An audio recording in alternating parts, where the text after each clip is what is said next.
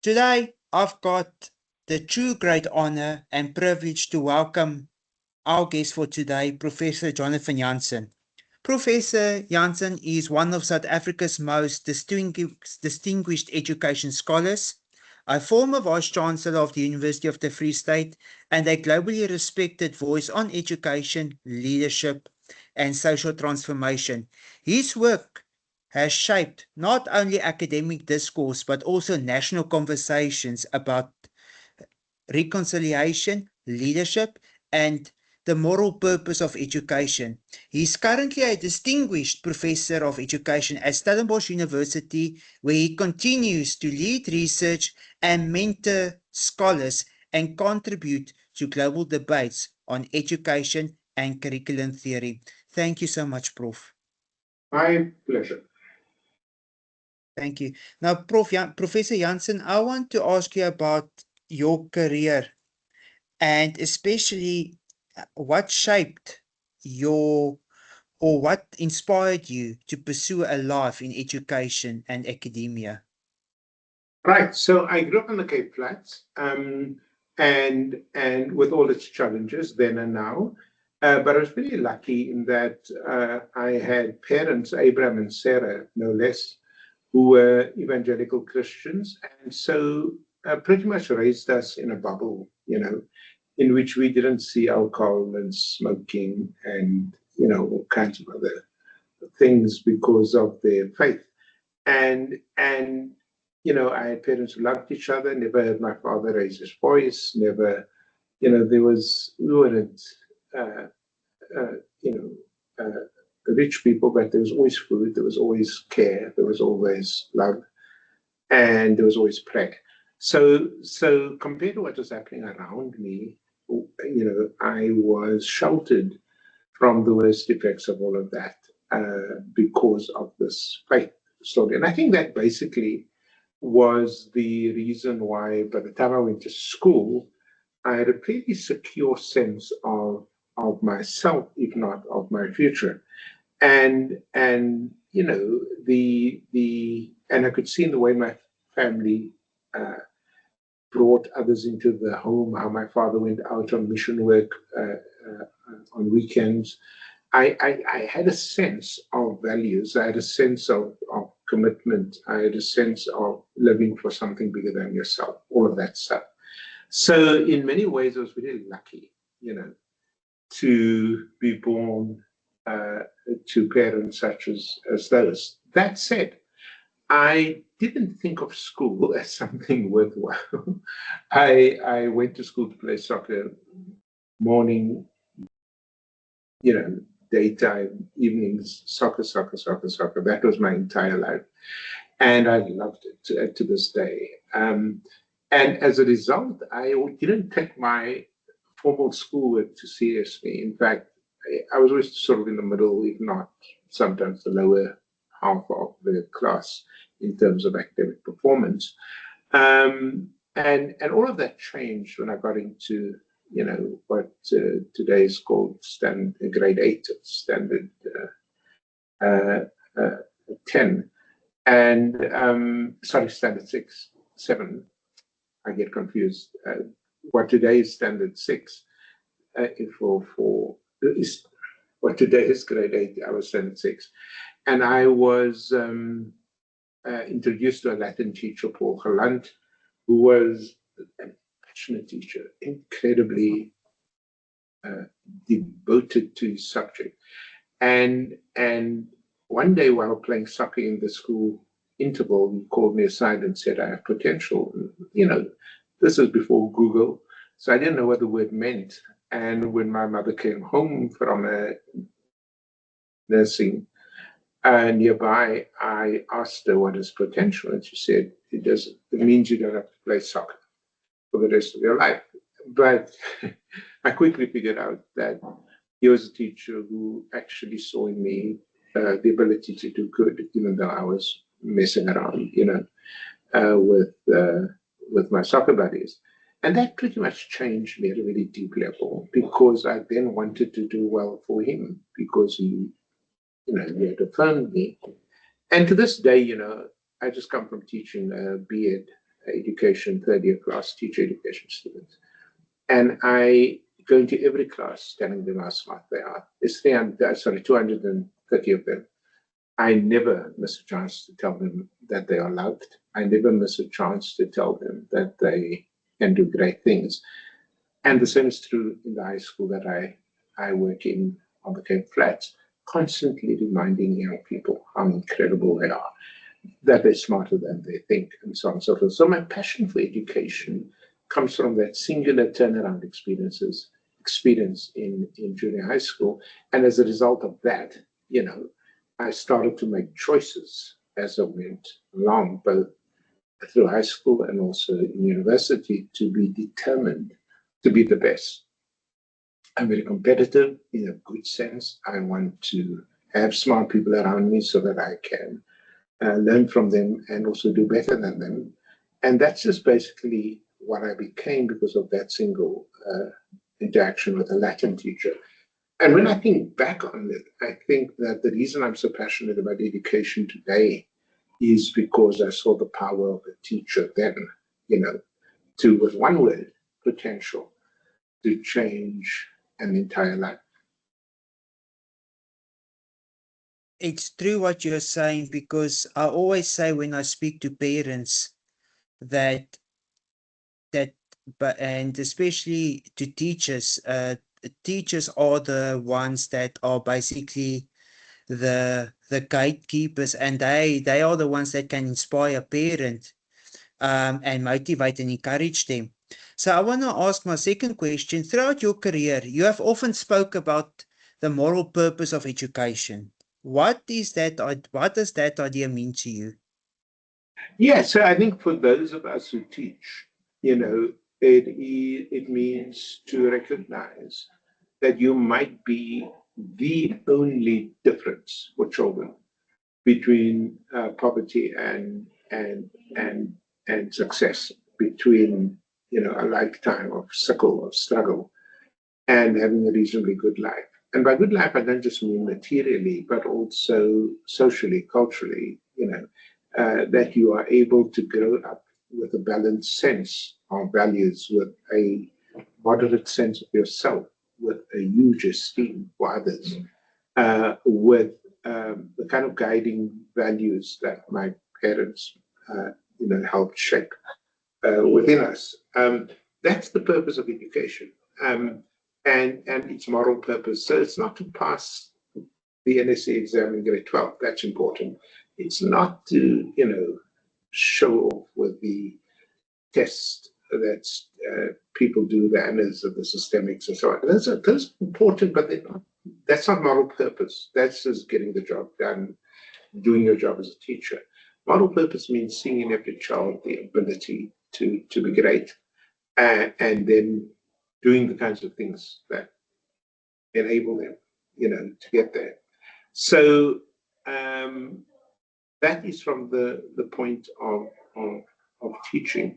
And I've become very aware of the fact over the past 2 years, because I'm teaching all on time, in and out, at the school, this turnaround school. I'm so convinced even more now that, of course, Mandela was great. It is the most powerful weapon to change the world.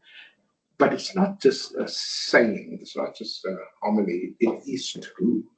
And that puts an enormous burden on our backs as teachers to make sure we enable those kids a way out of trouble. That's the moral purpose of education. The good life, which for me means a balanced life, which for me means a full life, which for me means both achieving in the academic sense, but also being very successful in a human sense, of your encounters with this thing called life. Yeah, Prof, you mentioned Nelson Mandela, and I remember watching your talks years ago online, where you spoke to some students, and you mentioned something very important, that if you think about Nelson Mandela and also majority of the leaders in especially in Africa, they all went to a school named Saint. And you mentioned that that basically, especially a country like Zimbabwe, that they've got one of the best education systems. And you mentioned that if you could hire a teacher, you would rather hire a teacher from Zimbabwe than South Africa because of, you know, their education level. And I've seen it personally. I couldn't relate to it. If you think about, you know, staying in residence with some of the students from neighboring African countries, especially Zimbabwe, those students are brilliant.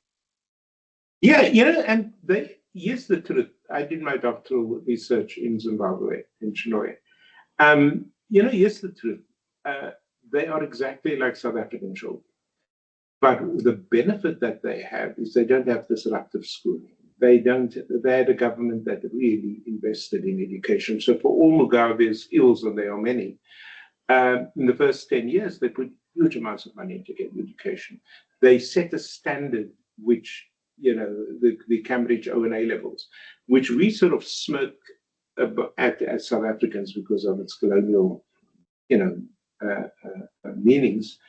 But they didn't care about that. They just said, we're going to give our children the best science, math, history, geography, and so on, teaching that they could possibly get.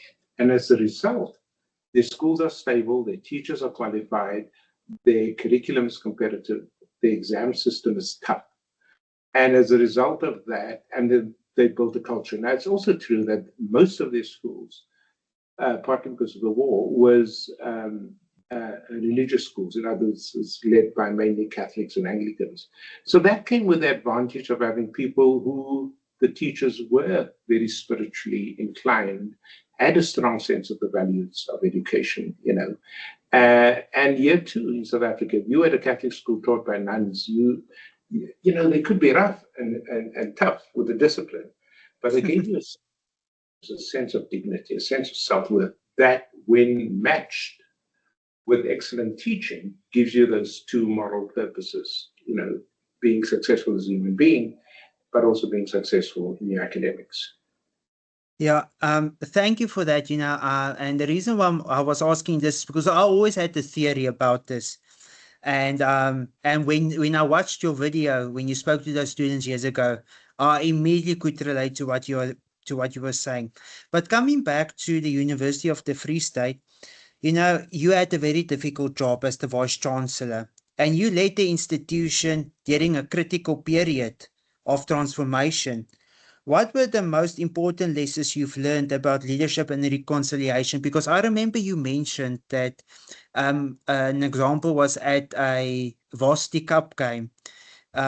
Basically, when one of the students scored a try, you could see the different students from different cultures and religions basically were happy, and that was a change for the institution. So what was your lessons that you've learned about leadership and reconciliation? Yeah, I mean, a lot. But one of those lessons is always trust young people. If you lift them up, give them a sense of something bigger than themselves, give them a sense of their humanity, not their race, not their culture, not their faith, but a sense of their human worth. I have found that they respond well to that, And so it wasn't very difficult to convince in a rural and somewhat conservative part of South Africa. It wasn't difficult. In fact, it was much easier than in the big cities to convince young people to come together as humans first, not as a color, or creed, but as human beings. That was relatively easy to do.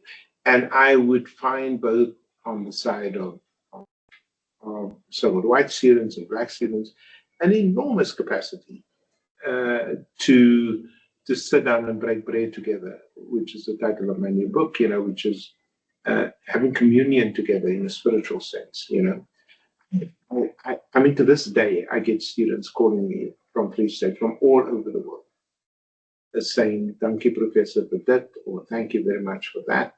And so, yeah, unfortunately, as everywhere, you always have that kind of crude politics in which, and so we were very much aware of people from the outside trying to infiltrate the university through the student body.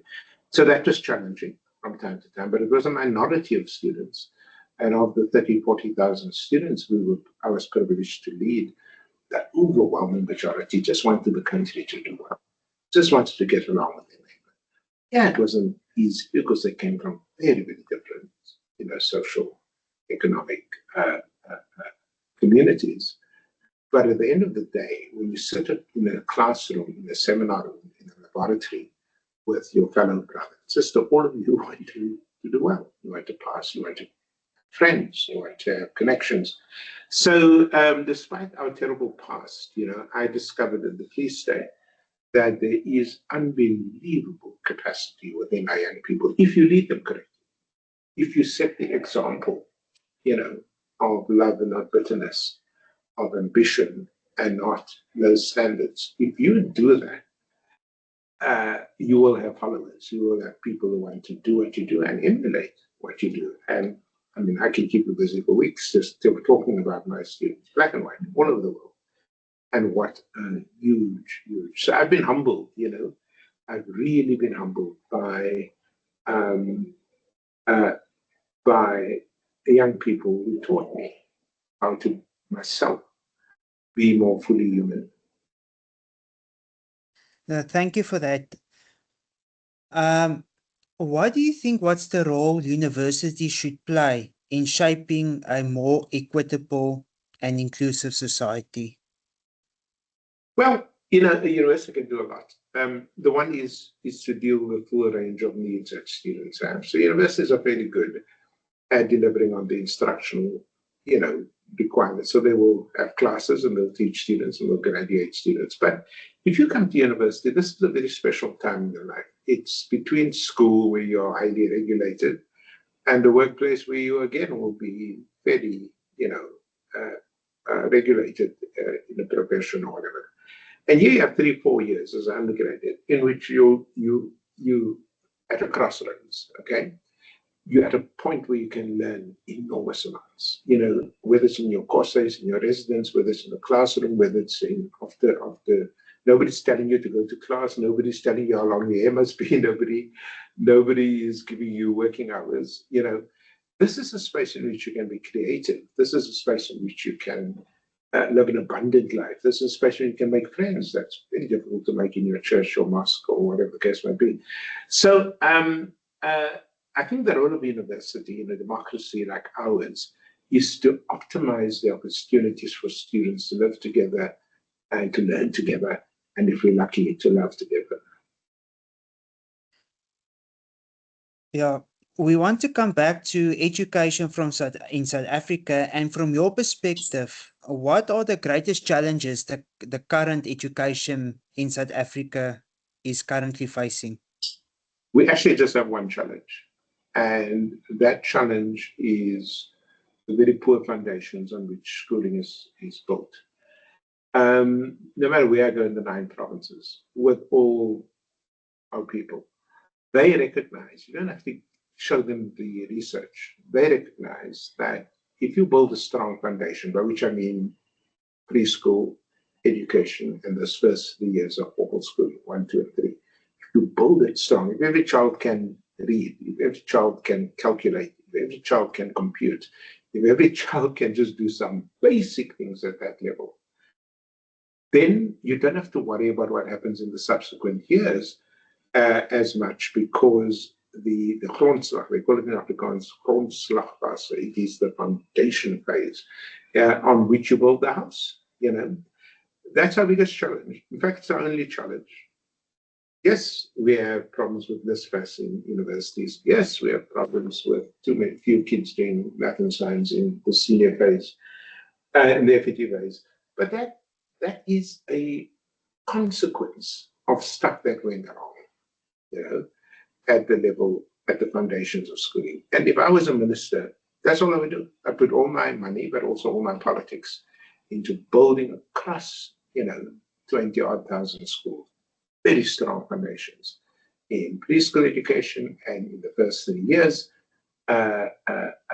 so that every child, underlying every child, has access to a quality education in those years. Fix that, and the rest comes along. Yeah.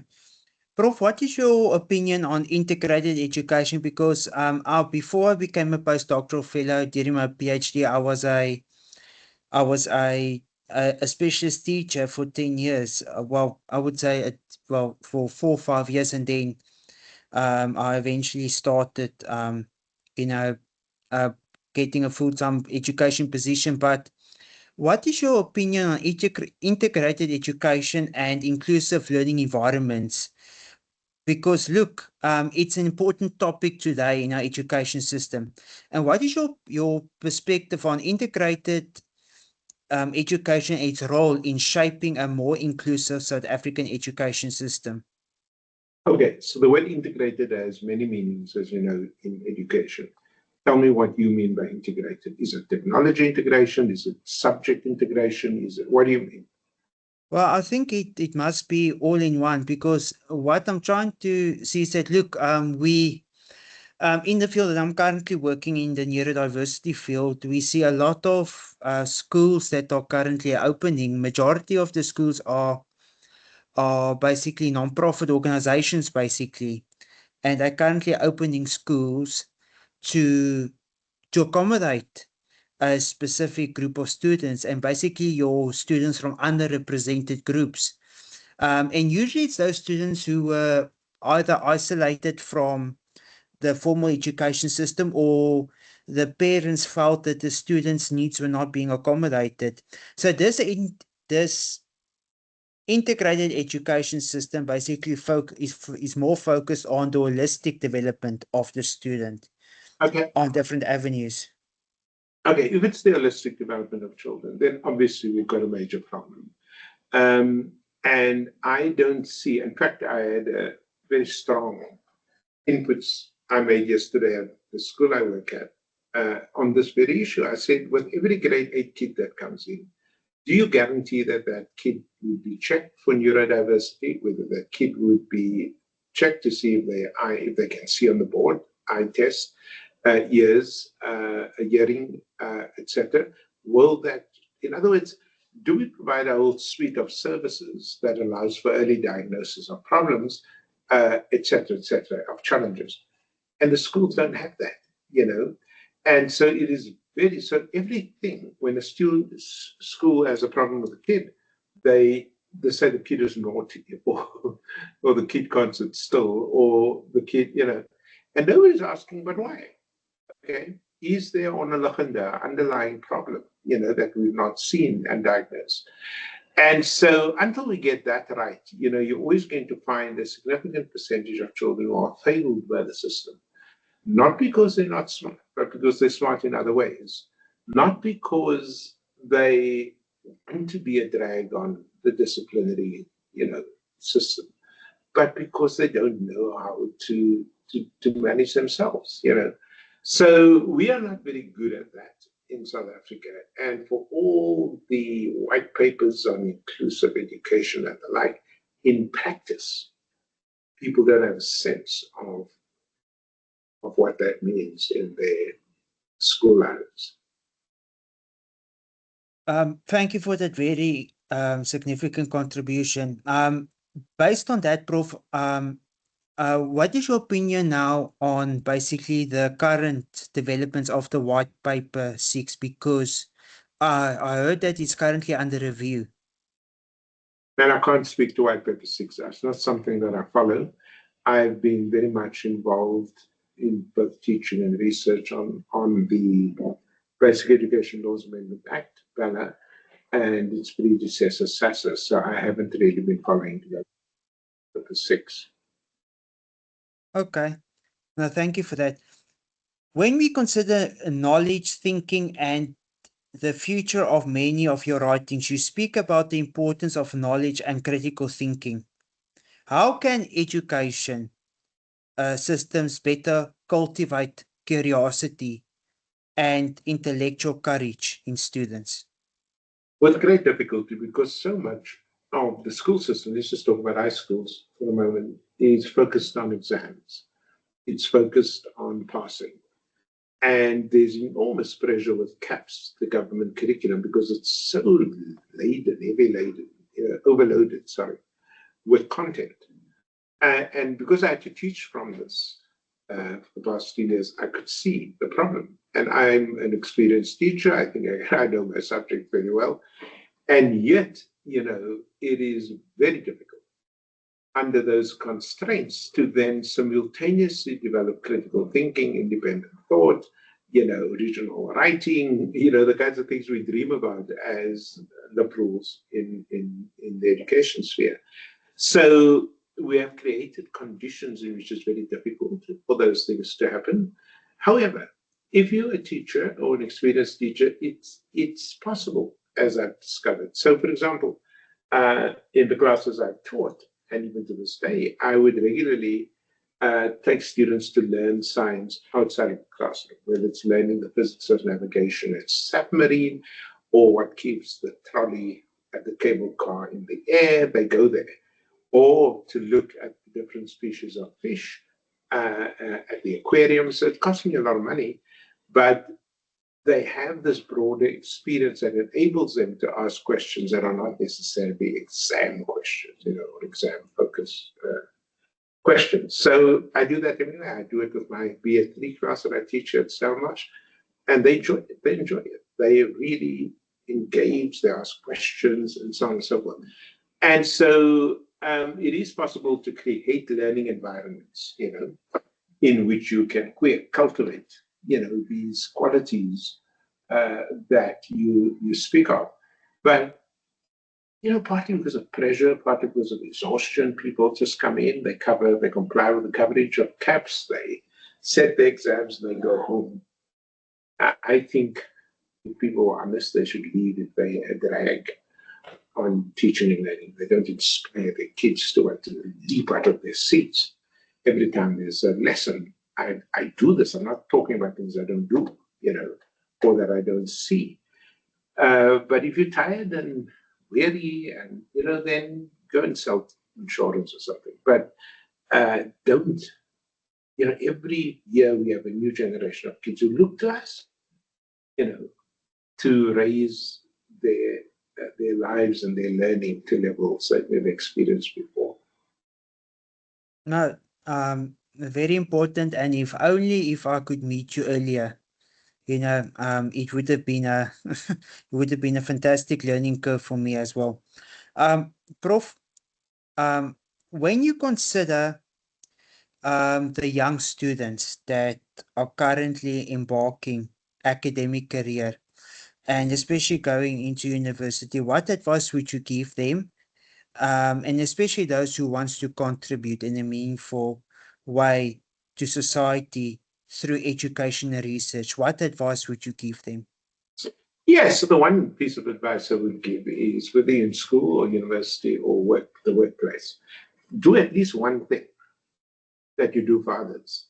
At least one thing, whether that's helping, you're an accountant, helping kids with accountancy on weekends, whether that you're a music person, helping kids learn piano or whatever instrument. If you're an outdoor kind of person, taking boys, if your man takes boys on these walks wherever, and you get them in all the 9 provinces, and do a braai with them and talk to them about the values that men need to learn in a society like ours. Find something that you have a skill in and share it, right? So Sonia Sylvia, one of my best friends, she's a Dominie's wife in Sea Point. What she does, she goes into Elsa's River. She teaches math to mothers who are unemployed so they can help their kids. Guess what? Some of those mothers became teachers themselves on mathematics. Start where you are, said Arthur Ashe, and do something, where you are, using what you have. That is my message to everybody. Start where you are, use what you have, do what you can. That's fantastic advice. Another thing that I want to ask you from a personal perspective, I just included this. I've heard so much about your young professorship program. What does that entail?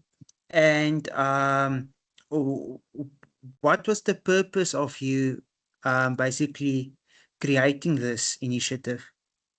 Yeah, it started in a small way in the Free State. in fact, even at Tikkies, I started the small version of this, which is you take your most promising senior lecturer equivalents and you train them how to become professors. Now, nobody told me how to become a professor. I had to stumble into, I made a lot of mistakes. I had to, I had to learn by error, through error. And that's not necessary. You can actually have a structured program that shows you how to become a professor. And so we teach them how to teach at a professorial level. We teach them how to do advanced research at a professorial level. We teach them how to write scholarly books in the social sciences and humanities at a high level. We teach them how to argue in very sophisticated conference environments at a very high level. We teach them how to be as academics. We teach them how to manage administrative workloads in such a way that you can still do your research. The kinds of things nobody taught me. Nobody taught me that my first book, a second book has to be better than my first book, and my third book has to be better than the second. Nobody taught me the modalities, of a scholarly life that enables you to become a professor. So we choose 20, 30 really talented scholars across the 26 public universities, and for 2.5 years, we teach them. That comes with a placement. So we would ask them, who's the top person in your field anywhere in the world? And somebody would say, he's a professor of biochemistry at Humboldt University in Germany. I'd like to spend some time with him. And then we give the money for that person to go there. So there's also a placement component and the seminar component and individual coaching that they also get from academic coaches. It's interesting, especially for me as a young upcoming academic who aims to become a professor before the age of 35. It's a really fantastic opportunity, especially to learn from experienced professors who basically made a major contribution. It's fundamental knowledge that you basically can't replace, and those fundamental skills. For me, my biggest frustration at the moment is waiting for journals to respond, because that is for me a major challenge. Yeah, it's a learning curve, and it's really something. Prof, I really believe that that especially in my field, neurodivergence as an insider, and also learning different methodologies currently.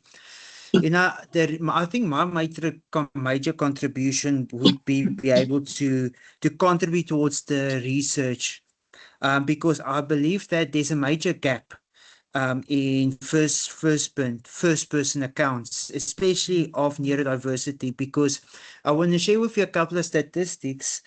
Firstly, we've got the highest suicide rate of neurodivergence individuals in the world. The living age of autistic person in South Africa is 35 years old, based on, discrimination, victimization.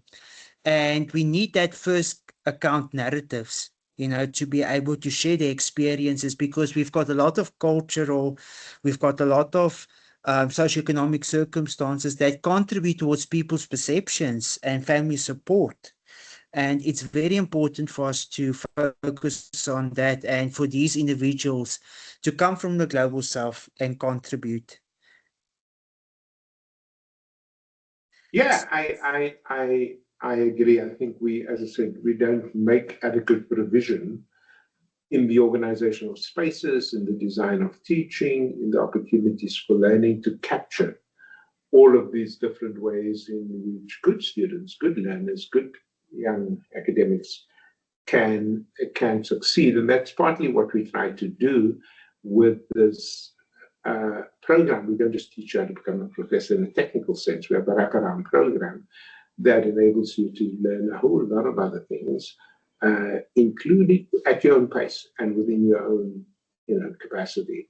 And that should be true for any kind of mentorship, right? Whether it's in the academic space, whether it's in the corporate space, in the philanthropic space. And I've always said to people, I'd say to my secretaries, for example, or the people who work at as assistants, I said to them, if you came in here with no qualification, you have to leave here with one. If you came in with one, you must leave with two. In other words, it would be hypocritical to be working in a place of learning, and the people who work for you are not learning, you know. And I don't just talk about those who sign up for degrees. I'm talking about everybody that keeps this ship afloat. So yeah, I mean, once you have a culture in which everybody is open to learning, takes the opportunity to learn, then all my job is just to make sure there's resources that enable them to do this without much pressure or stress. And we can see it as well, because I found recently that our young academics are basically contributing a lot, not only on publications, but they are basically contributing, and their knowledge that they are sharing, is making a difference in their respective fields. Hmm. So when you think about my next question, um, when you think about the next generation of leaders, teachers, and scholars in South Africa, what gives you hope? You know, because I teach both school and university, I have a sort of fairly direct sense, you know, of young people and who they are and what they want to be and all of that. I'm very comfortable with our future. I really am. I'm not stressed at all. And it's not just about my two children, it's also about other people's children, much younger, who are by nature optimistic. By nature, they're idealistic. They dream of worlds that my generation couldn't dream of for various reasons. And they know the difference between right and wrong. They know you cannot have this inequality in a system and have it survive. And so they give money, but they also give of themselves. I see that every single day. And that is why I sleep peacefully at night, because I think it will go well with us, you know, provided we provide the direction and the opportunity. That's all we need to do. And young people will follow.